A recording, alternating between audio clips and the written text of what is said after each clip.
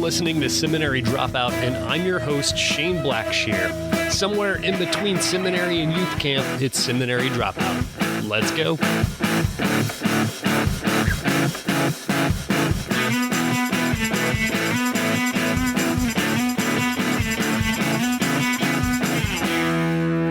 Hey there, friend. You may know by now that the current sponsor for the show is a small independent publisher called Greatest Stories Ever Told. And I've been talking about two of their books lately. And today I want to go back and talk a little bit more about this book called Decoding Nicaea. And it's such a fascinating look at the Council of Nicaea, what went on there, historical stuff, and what it means for us today. I've been checking out the third chapter a little bit, and it's a fantastic look about what Christianity looked like before the Council of Nicaea, and that's a really important thing. Nicaea changed so much, and so it's important to know what did it look like before, and really what comes across is it was unified. There was a really unified body, and there were two small distinct sects. One was called the Montanists and the Novatians, and I had never heard of those before. It's such a fascinating look. That's in the third chapter of this book. Go check it out. I'll have it on the show notes. Decoding Nicaea is the book. Greatest Stories Ever Told is the publisher.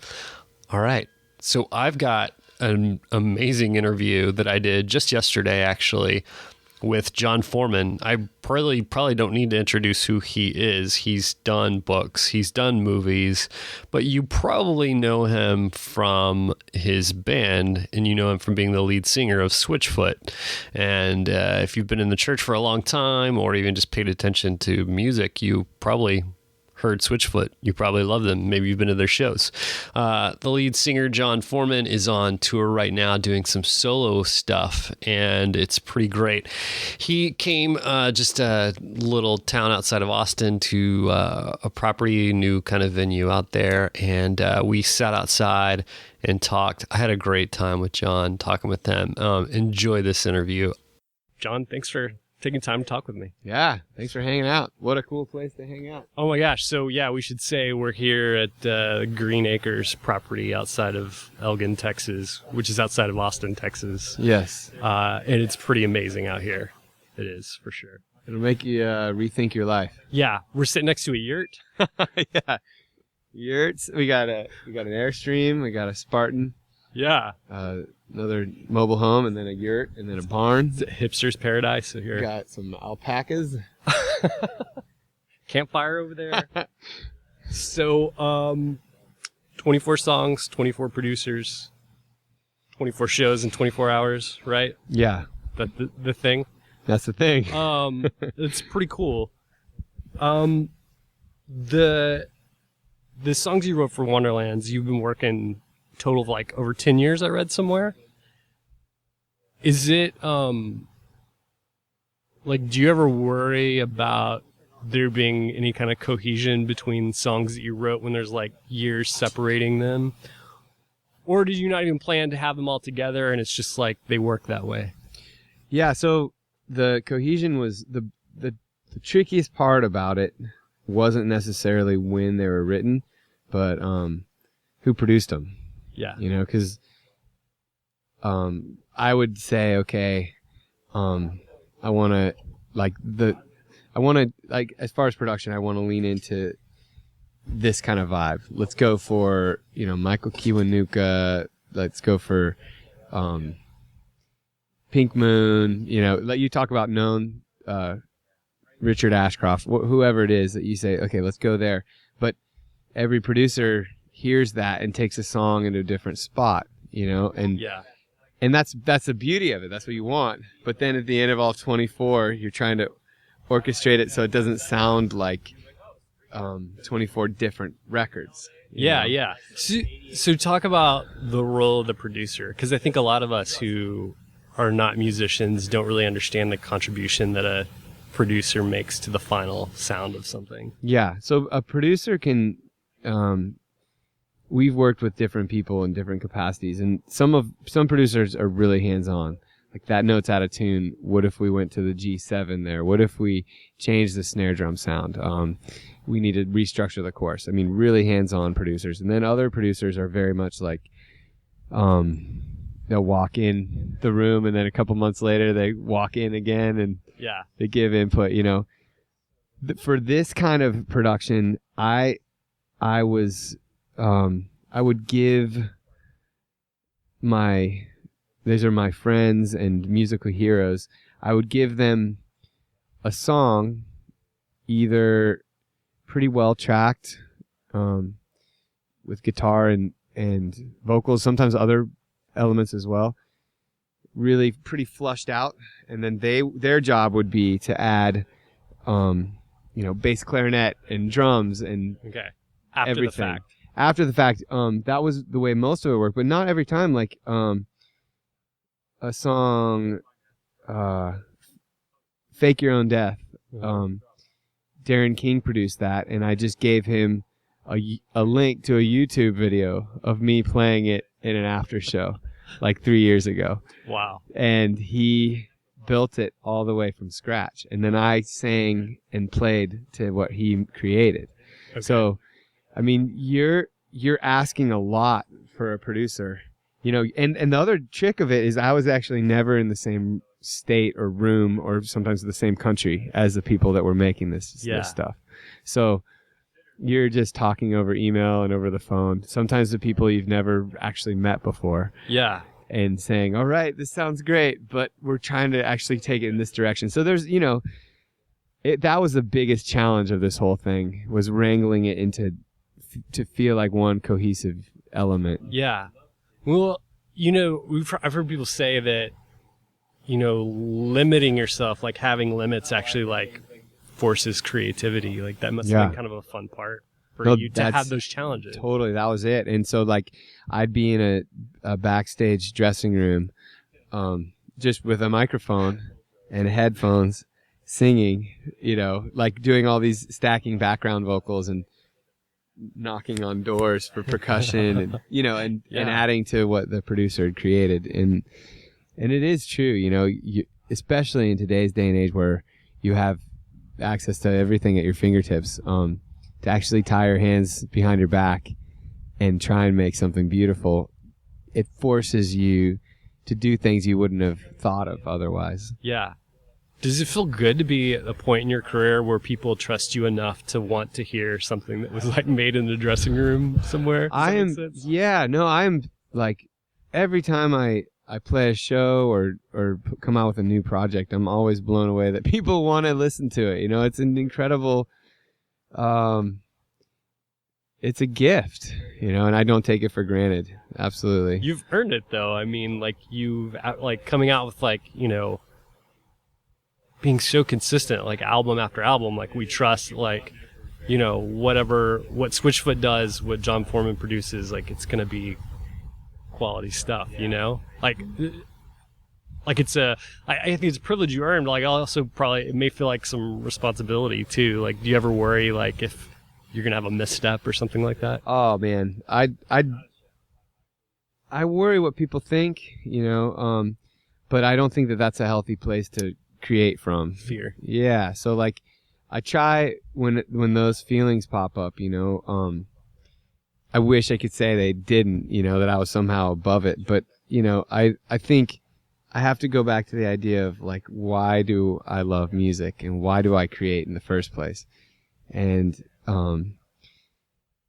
it's for selfish reasons. It's because I love it, you know, and that I feel like that could sound really, like, selfish and egotistical, but I feel like the only way I know how to make honest art is to start by what I believe and tell the truth, you know? And I feel like, so that's where at the end of the project and the beginning, you ask yourself like, okay, what do I feel like is worth saying, you know? And then I think that's a crucial step at the end of the project too, is letting go.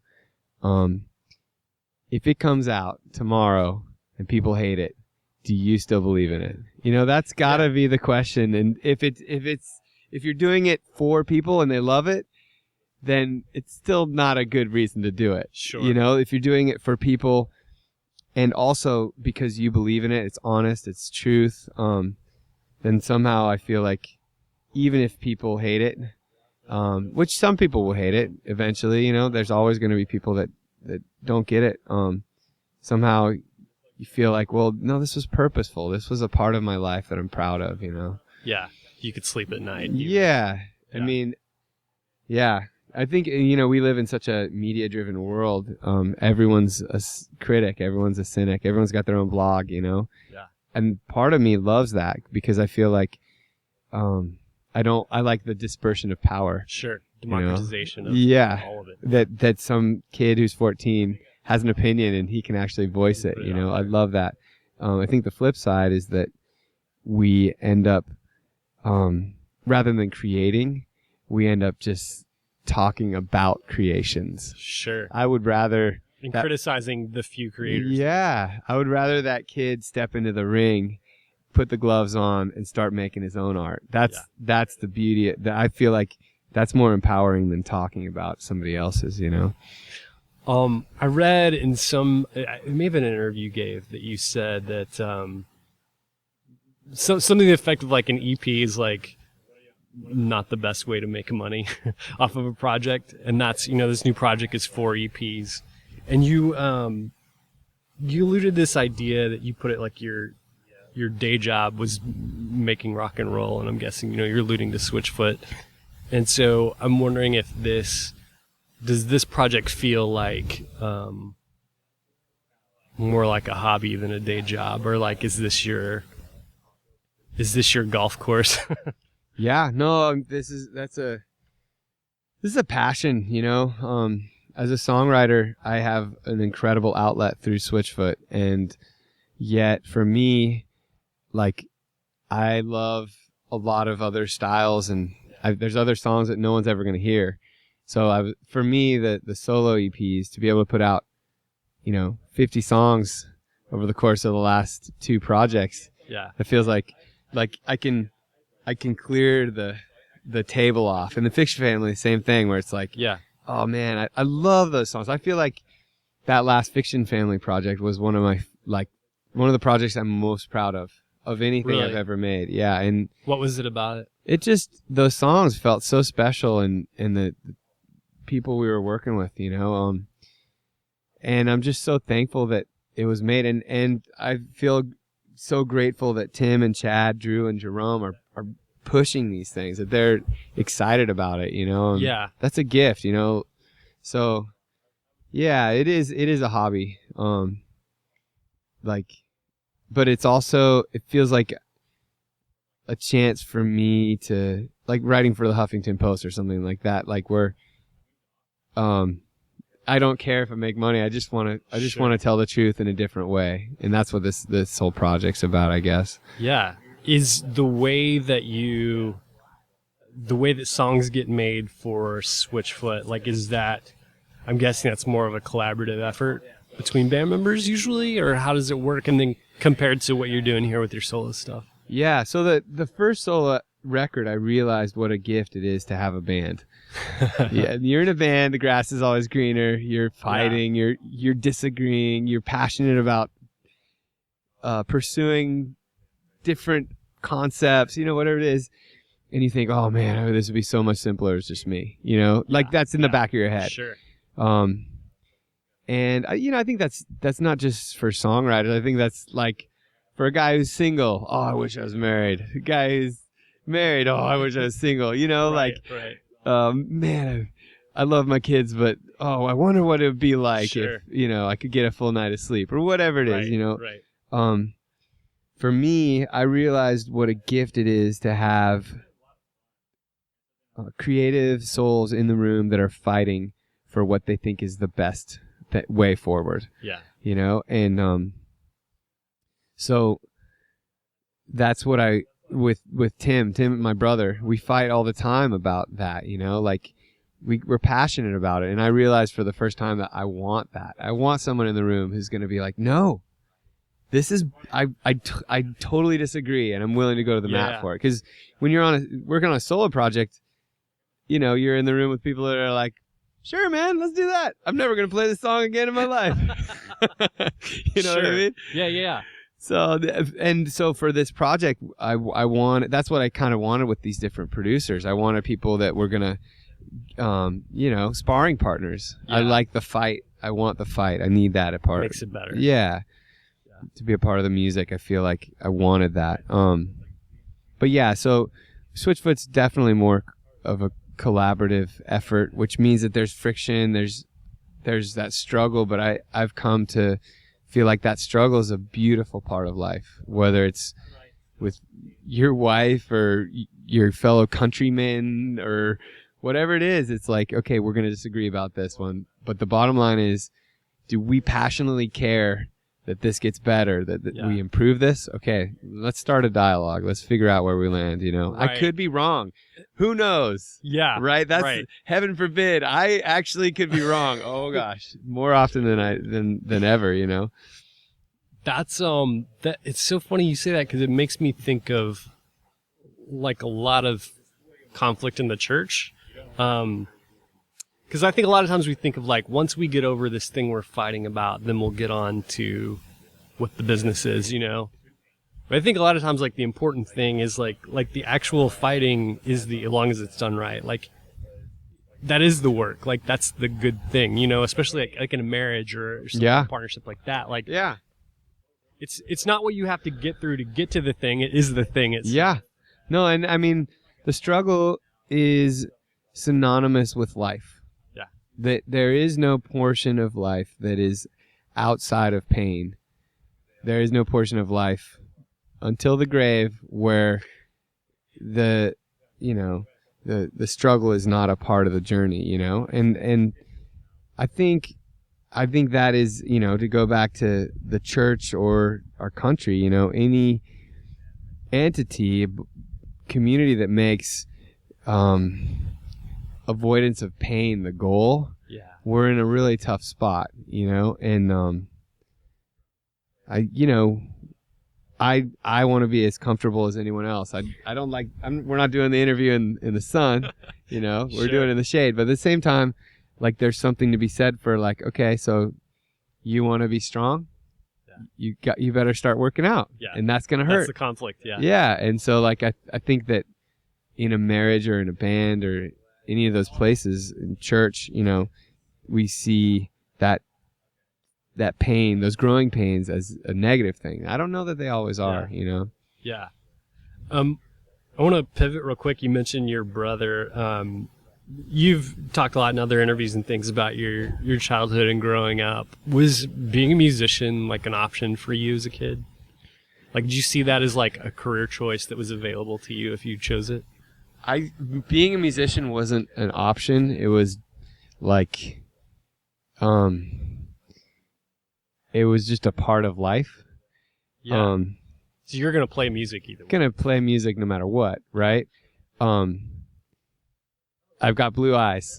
I got blonde hair. I love playing guitar and piano. That's just like who I am, right? It's in your bones. The thing that I never once, when I was a kid, thought was that I could make money out of playing music.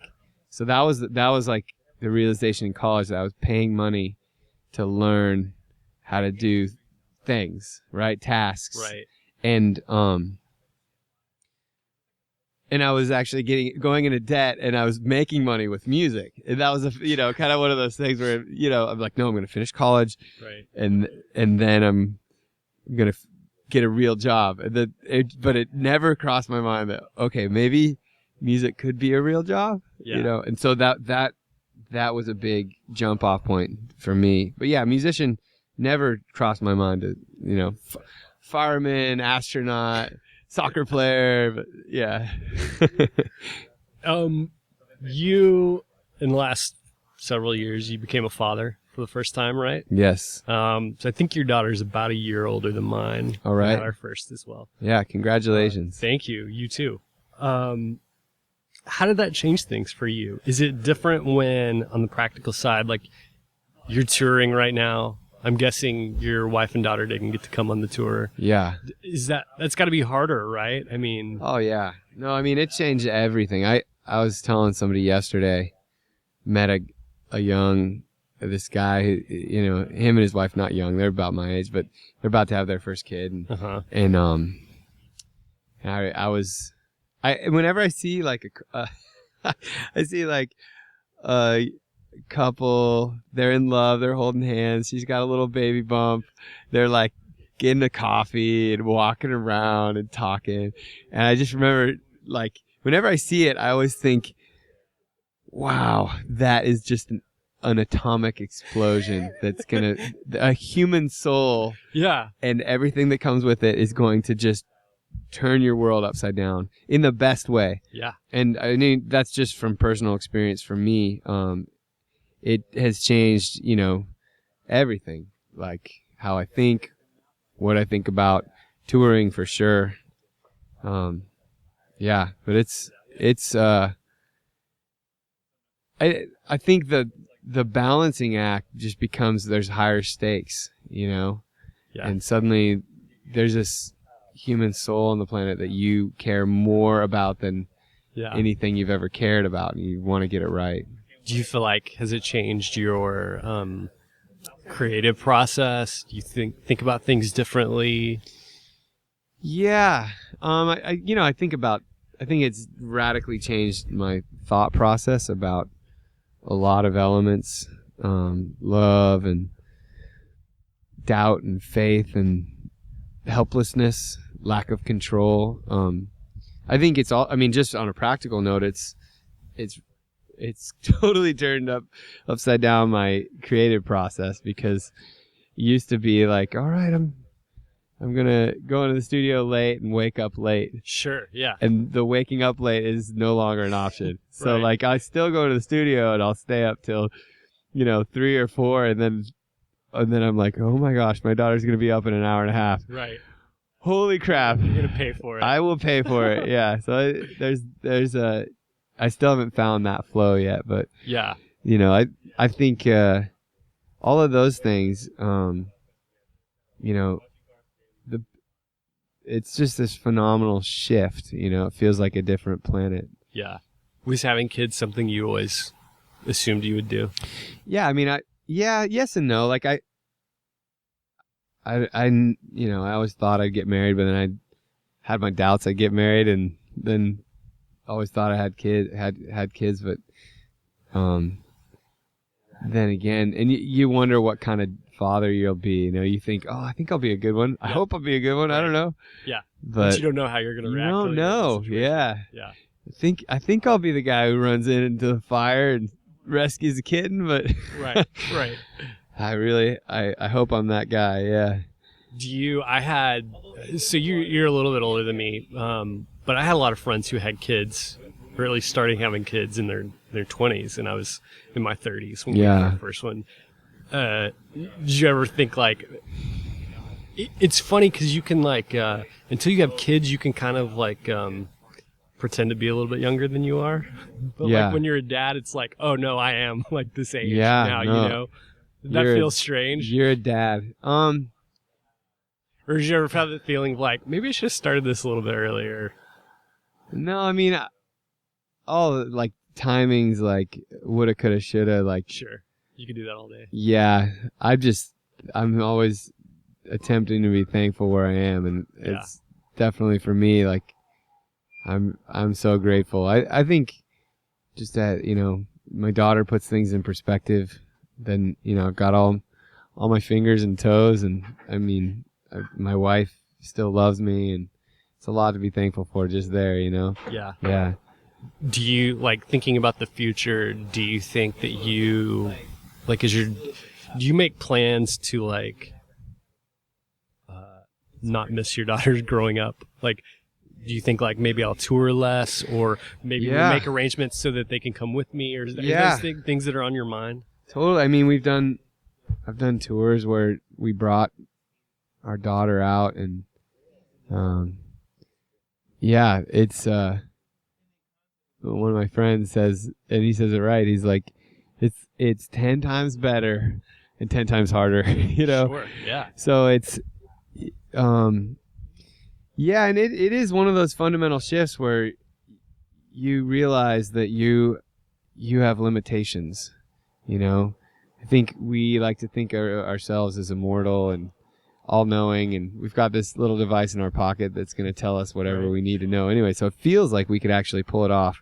But with my daughter, you know, does it, you know, even it's a great example, this solo project, you know, where you're like, well, no, you literally can't do everything. Right. So, how are you gonna pull it off? And so that was the answer was, I'm gonna do it while I'm on the road. You know, I'm already gonna be away from my daughter. I'll do the solo project when I'm there. So that when I'm home, I'm just there. Yeah. And I'm just hanging out with her. And I think the tricky thing is, as a musician, you know, with Spotify and everything else,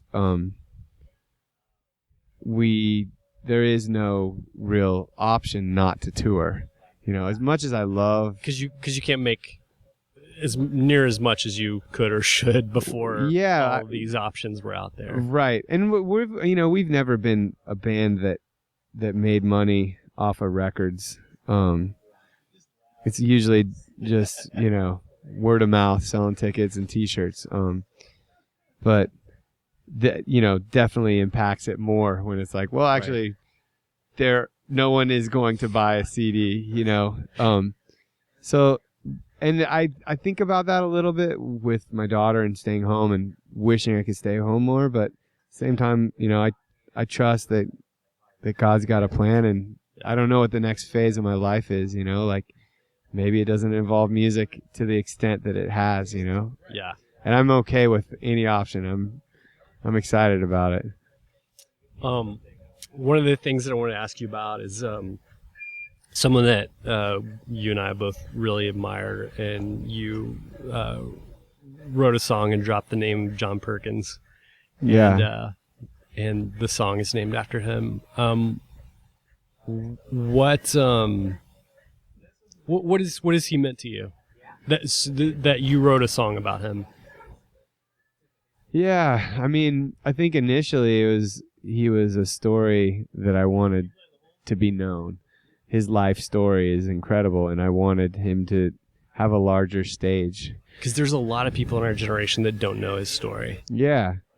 And I think as a songwriter, you're always looking for stories, right? Yeah. You know, and sometimes you're digging in your own dirt, and there's stories there, but sometimes in that case, you know, just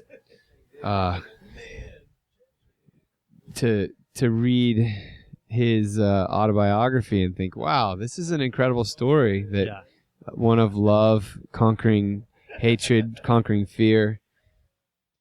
And so I wanted to say, okay, how can we get a larger platform for it? Because I'm always, you know, shocked by how we've got this huge platform for our songs, you know, and a lot of times I'm puzzled because I feel like a bumbling fool who's got a microphone, literally, you know. So I'm like, I can sing songs and I can play guitar, and but I feel like, man, well, what's the story? This is a story that people need to know. Let's sing that story. Let's tell people what's going on. Yeah. The thing that I always think about with his story is that it feels like a story that you'd read about somebody who's passed on, who's died, you know, and then, but you think like, we've still got this guy. Like, if we could go, like, he's still around, like he could still tell his story, and like, it's so, like, his story is so epic. It's so big. Yeah. You know? Yeah. And it is such a travesty that he's not more of like a household name.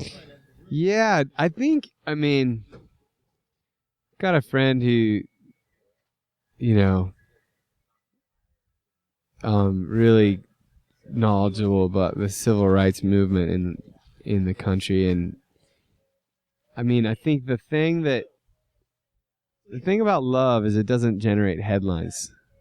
You know, hatred, acts of violence. If it bleeds, it leads. Yeah, those are the things that people. It's the car wrecks on the side of the road that you're staring at, you know, and so I think when it comes to like just people helping people in really basic ways, meeting them where they're at, like it gets ignored. You know, it takes someone to be shot to actually stand up and take notice. So, you know, I question, you know, I hold Dr. Perkins in the same esteem as Martin Luther King. Yeah. And I feel like, you know, MLK is a household name. Right. And it should be, but also Dr. Perkins should be. That's the same parallel that I always make in my head. Yeah. And we think about MLK and think like we need that right now. Like, yes, Christians need that. Our country needs that. Yeah. And we do. But like, I think we overlook those heroes we still have among us. Yeah. And also like, I mean, gosh, we're in a crazy state right now. I mean, you're talking about on the way up, like there's so many terrifying elements of the politics that I'm watching on the TV where I'm like, wow. So there's a few people that I want to hear what they're saying, but they're not really the people that are getting the news, you know? Yeah. Yeah, we definitely as a church and as a country, we're in a tricky spot, you know? Definitely some interesting years ahead of us. Yeah. Well, the last question I wanted to ask, and you kind of alluded this earlier, you've obviously, you know, made music with your band as a solo artist. You've been a part of books, you've written books, you've made movies. Like, what else do you want to do? Do you want to keep going? You know, I was talking to John Mark McMillan not that long ago, and he's saying, you know, I just want to be like Bruce Springsteen and keep making rock and roll till I'm 60. Is that something that you're interested in, or do you think that you'll ever pivot? Yeah. Well, the interesting thing about our journey is we never had any ambitions to You're just kind of along for the ride. To do any of this.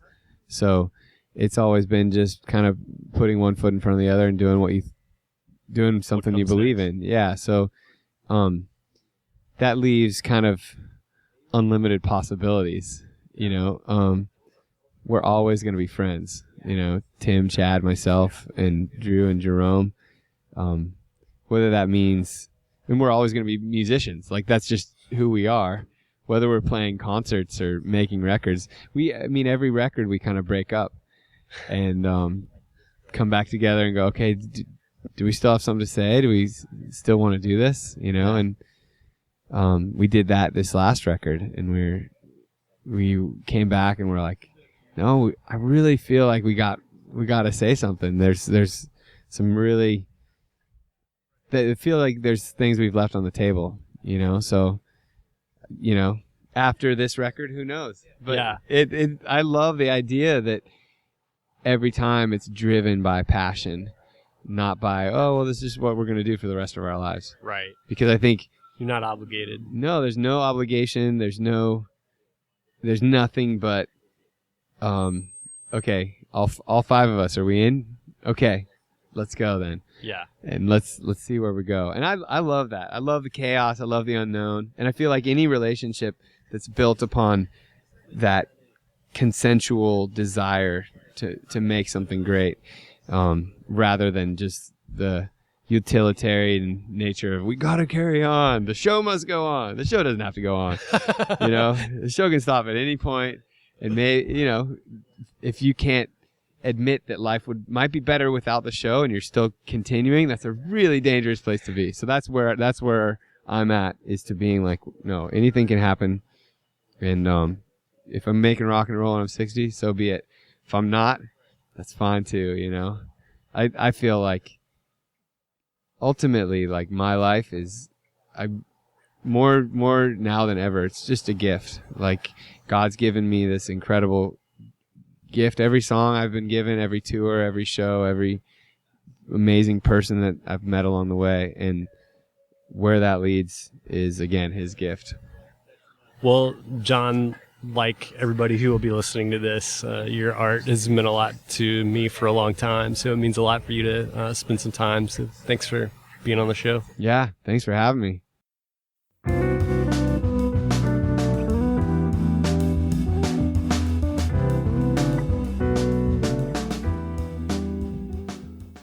Thanks for joining me for another episode of Seminary Dropout. Remember, you can find all the show notes for this show and all shows at shaneblackshear.com. Oh, and hey, have you ever thought about starting your very own podcast? I bet you have. And I think you should do it. In fact, I've created a course just for you to teach you everything that I've learned over the last couple of years producing Seminary Dropout. So if you're interested in podcasting and want to learn how, go check out my course. You can go there by typing in podcastingforeveryone.org.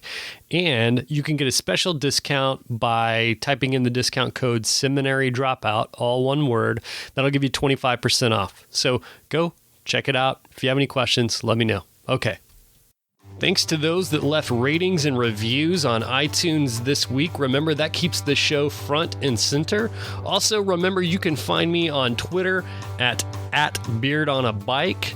That's @beardonabike. Also, I'm on Facebook, facebook.com/ShaneBlackshear123.